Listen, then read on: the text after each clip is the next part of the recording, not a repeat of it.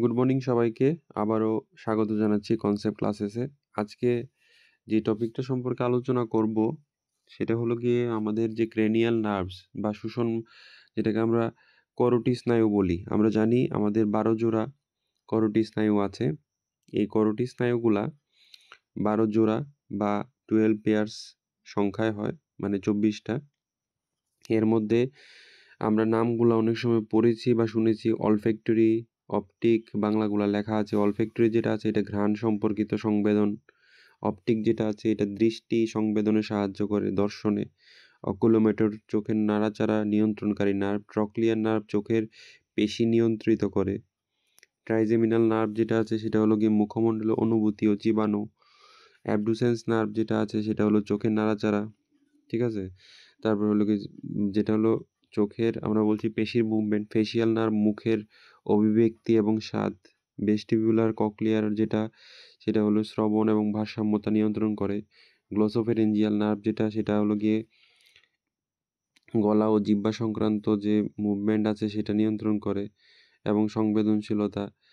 Vagus nerve যেটা আছে এটা বিভিন্ন রকমের, এটা একটা মিক্স নার্ভ আমরা জানি, ঠিক আছে। এটা নানা রকমের অটোনমিক নার্ভাস সিস্টেমের যে পার্টগুলো আছে বা স্বয়ংক্রিয় কাজ সেটা নিয়ন্ত্রণ করে। স্পাইনাল অ্যাক্সেসরি ঘাড় ও কাঁধের পেশির নিয়ন্ত্রণ করে। হাইপোগ্লোসাল হলো জিভ নাড়ানো। আমি যে কথা বলছি এখন হাইপোগ্লোসাল নার্ভের মাধ্যমে আমরা জিভকে নিয়ন্ত্রণ করছি। হাইপোগ্লোসাল নার্ভ যদি কাজ না করে তাহলে কিন্তু কথা স্পষ্ট এবং পাশাপাশি উচ্চারণ ঠিকঠাক হবে না। তো এটাকে মনে রাখার জন্য আমি আপনাদের জন্য নিয়ে এসেছি একটা নিমোনিক্স, যেটা আমি বানিয়েছি। এটাতে দেখতে পারেন আপনারা, এখানে নিমোনিক্সটা আছে, এখানে নিমোনিক্সটা আছে, এটাকে আমরা দেখতে পাচ্ছি, এখানে নিমোনিক্সটা আছে। এখানে যদি আপনারা লক্ষ্য করেন তাহলে দেখবেন এখানে আমি লিখেছি অলি, অপু, ওকেলে, ট্রেন চালালো। অলি মানে কি? অলি মানে অলফ্যাক্টরি, অপু মানে অপটিক, ওকেলে মানে অকুলোমোটর, ট্রেন হলো গিয়ে ট্রক্লিয়ার, ট্রেন, ঠিক আছে। ট্রক্লিয়ার, ট্রেন চালালো, ঠিক আছে। চালালো, এটা অ্যাকচুয়ালি এটাকে চেঞ্জ করতে হবে। ট্রাইজেমিনাল যেটা আছে চালালো। ট্রেন তুললো হতে পারে। অনু হলো গিয়ে শুধু এই জায়গাটা মিলছে না।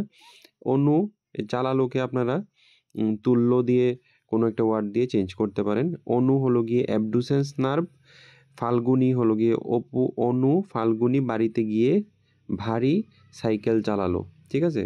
অনু হলো গিয়ে অ্যাবডুসেন্স, ফেসিয়াল হলো গিয়ে ফাল্গুনি, ভেস্টিবুলো কক্লিয়ার হলো গিয়ে বাড়িতে, তারপরে গ্লোসোফেরেঞ্জিয়াল হলো গিয়ে, তারপরে হলো ভ্যাগাস হলো গিয়ে আমাদের ভারী সাইকেল যেটা আছে সেটা হলো গিয়ে স্পাইনাল অ্যাক্সেসরি, আর হাইপোগ্লোসাল হলো গিয়ে হাঁকালো, ঠিক আছে।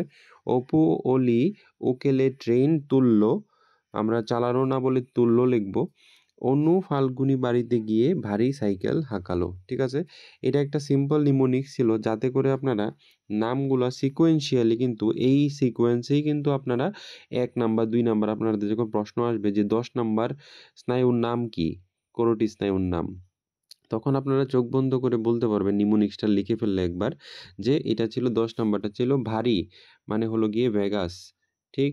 বা মনে করুন ধরুন কোশ্চেন নাম্বার যেমন বললো যে সিরিয়াল নাম্বার ট্রক্লিয়ার নার্ভ এটা কত নাম্বার স্নায়ু, ঠিক আছে। ট্রক্লিয়ার নার্ভ কত নাম্বার স্নায়ু, এটা হলো গিয়ে আপনারা তখন বলতে পারবেন যে এটা হলো গিয়ে 4 নাম্বার স্নায়ু হলো গিয়ে ট্রক্লিয়ার, ঠিক আছে। সো থ্যাংক ইউ সবাইকে। আপনারা আশা করি নিমোনিক্সটা এটা দেখবেন এবং অবশ্যই এটা থেকে উপকৃত হবেন। আপনারা নিজেরা চাইলেও এরকম বানাতে পারেন এবং এগুলাকে চেঞ্জ করতে, মডিফাই করতে পারেন, ঠিক আছে। Thank you.